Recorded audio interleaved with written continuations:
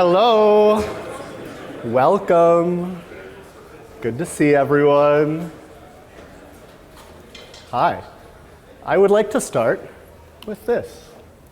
When, in the course of staring at CloudTrail events, it becomes necessary for one conference to dissolve the bonds which have connected them with another, and to assume among the scores of security conferences across the globe the separate and equal station to which the laws of what was once called Twitter entitle them, a decent respect to the opinions of the Twitterati requires that they should declare the causes which impel them to the separation.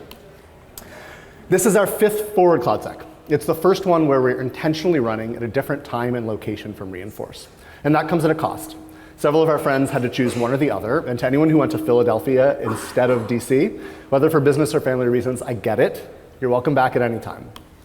But we think the independence is a very important part of what makes forward cloudsec special. And so we deliberately chose to declare independence this year.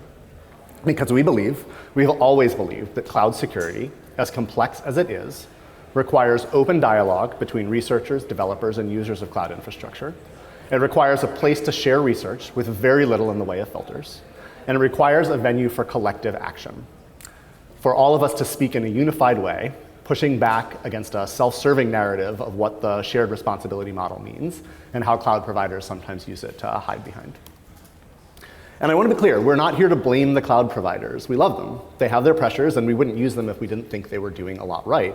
But I think we've proven how critical it is to have this venue, to share ideas and practices for finding issues, for looking how those issues present in the real world, and then to find ways to take action to protect ourselves and to show others how to do the same.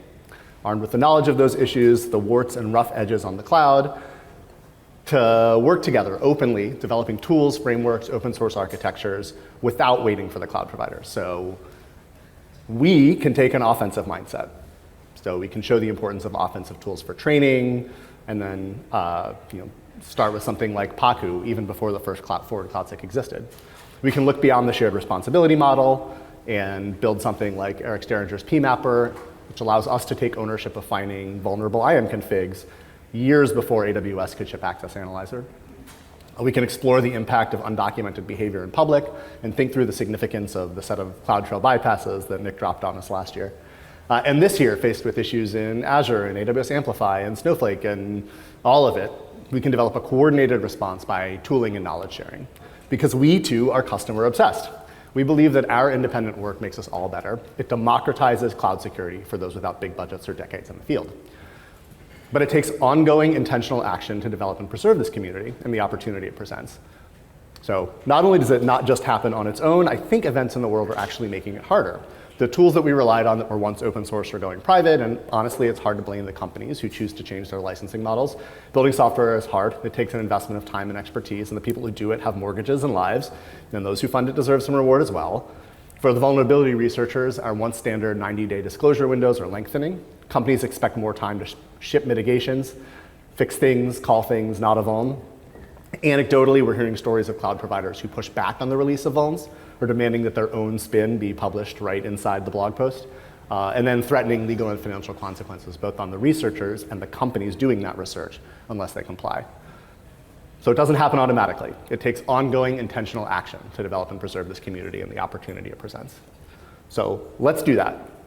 We'll take this opportunity to, I'm sorry for this, reinforce our commitment to open dialogue and knowledge sharing, to lean into the freedom that an independent community gives us. And as we go about the conference, let's talk about what it means to have a community like Forward CloudSec for the next 5 years, and how to make sure we get what we need out of it. This conference is, as always, a collective effort of its own, and I want to thank the whole team that puts the conference together. I'll start with our sponsors who continue to support this community in exchange for, honestly, not much more than hearing us say their name on YouTube.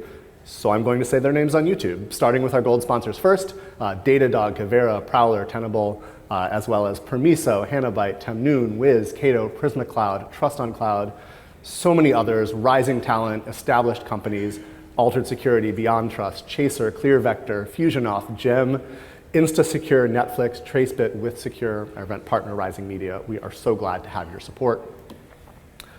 Also thanking my colleagues on the Forward CloudSec board and organizing committee, the reviewers, the volunteers for this event, technical operations committee, Slack moderation, birds of a feather coordinators, fellow MCs, and the Forward CloudSec Europe organizers.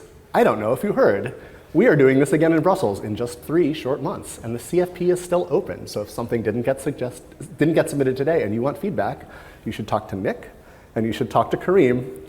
They are here taking notes, and they will talk to anyone. And we didn't give them blue shirts, which was a mistake. We should give them blue shirts. Anyway, as well as the scores of speakers who submitted, all of you who are going to ask them hard and important questions during the talks.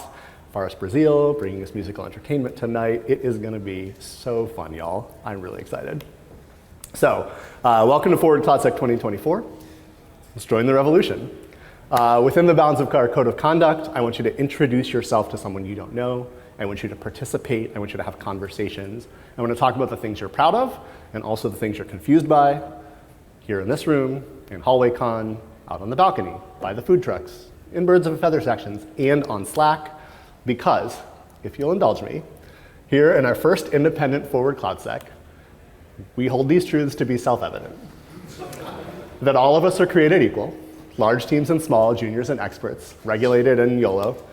That our users are endowed with inalienable rights to trust in their infrastructure, safety and security with their data, usability with their tools. That to secure these rights, security teams are instituted, supporting stressed CISOs, efficiency-minded CTOs, laying their foundation and organizing in such principles as to best affect these rights, building and democratizing the tools required to make the secure clouds we want and know are possible.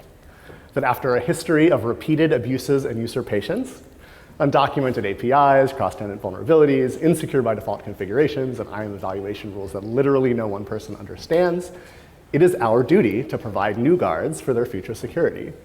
And so we, therefore, the representatives of cloud security practitioners across the globe, declare that isolation, resiliency, security, and usability must be in reach for all clouds and the teams who use those clouds, freed from the shackles of any individual cloud provider. And for the support of this declaration, we pledge to each other our careers, our knowledge, and our sacred honor.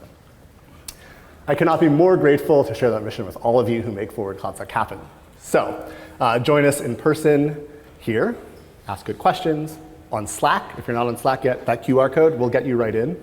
Our first talk starts in 2 minutes and 45 seconds right here, next door, on YouTube.